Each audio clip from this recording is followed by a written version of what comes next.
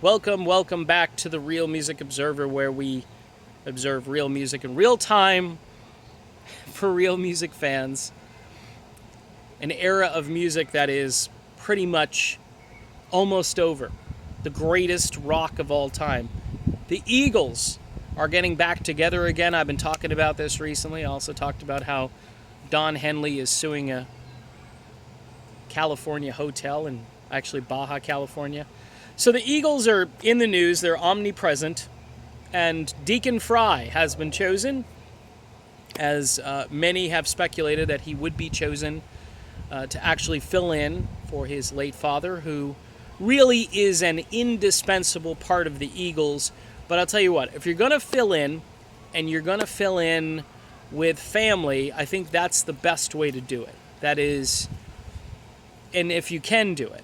The big question is, will Deacon Fry be able to pull this off? Can he sound like his father? Again, YouTube clips I've heard and watched, the sound quality in some of those clips is so lousy that I really couldn't discern whether this guy actually sounds like his father.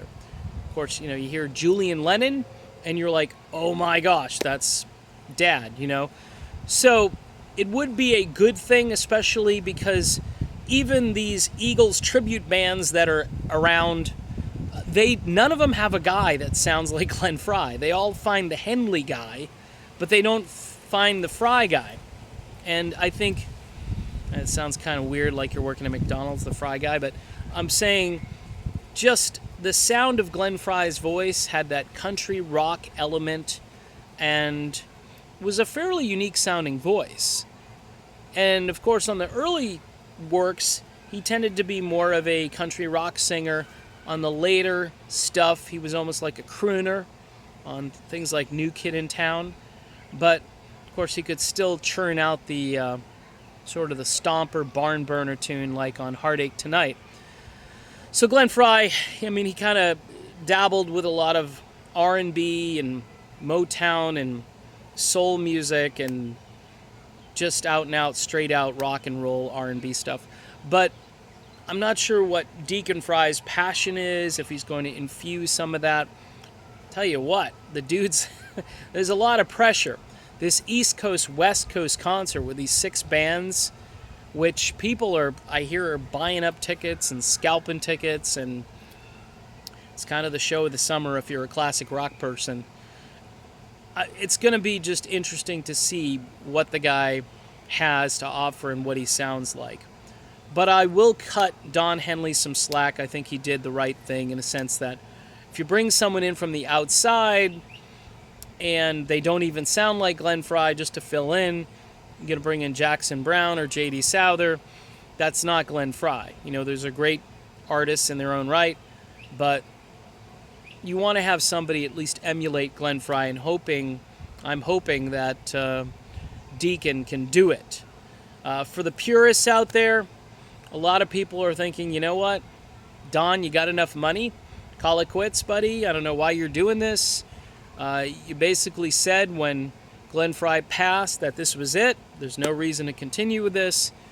But a couple years later, these guys are, like a year and a half later, these guys are back and they're performing. And, I've heard the explanations, that Glenn would want them to continue and so forth. But I'd like to see them do a couple of things. I'd like them to repair their relationship with Don Felder, for crying out loud. I'm sure Don would love to play with the band, and I'm sure at this point that he's not looking for half of the money that you guys earn from the concert. I think he'd probably go out there for free and perform.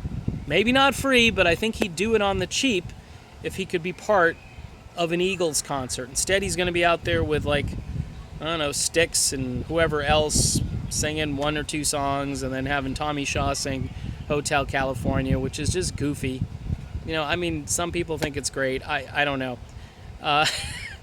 Look, I'm not a big Don Henley fan as a person, but his voice is amazingly unique, and you're sending out... I'd rather hear Felder sing it than Tommy Shaw sing it, and I think Tommy Shaw can sing.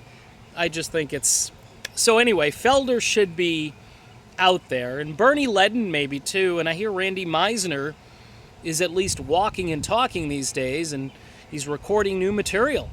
So I don't know if he could sing Take It to the Limit, though. At his, I hear he's very frail looking, and he's, not super healthy, but yeah, maybe drag him out there to sing some harmonies or something. Make it so people see history out there. Make it a once-in-a-lifetime event.